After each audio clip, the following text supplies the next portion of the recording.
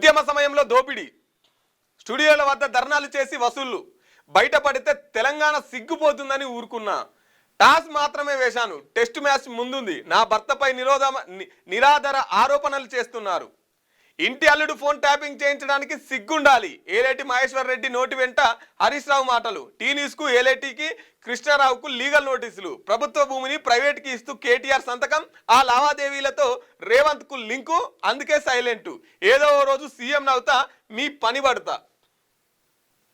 తెలంగాణ జాగృతి అధ్యక్షురాలు కల్వకుంట్ల కవిత మరోసారి బీఆర్ఎస్ నేతలపై తీవ్ర స్థాయిలో విరుచుకుపడ్డారు. ఉద్యమ సమయంలో 10 ఏళ్ల పాలనలో ఆ పార్టీ నేతలు భూ కబ్జాలకు, దోపిడీలకు పాల్పడ్డారని ఆరోపించారు.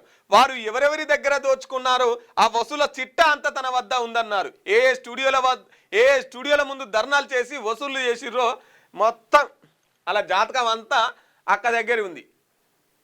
అలా జాతకం అంతా అక్క దగ్గర ఉండేసరికి వాళ్ళు ఇప్పుడు గజ గజ గజ గజ వణుకుతున్నారు. ఊకెనన్నా ఎలా కొడితేరా పార్టీ నుంచి, ఊకెనన్నా వాయే అని ఇప్పుడు వాళ్ళు భయపడుతున్నటువంటి పరిస్థితి. అందరికీ లీగల్ నోటీసులు ఇస్తుంది.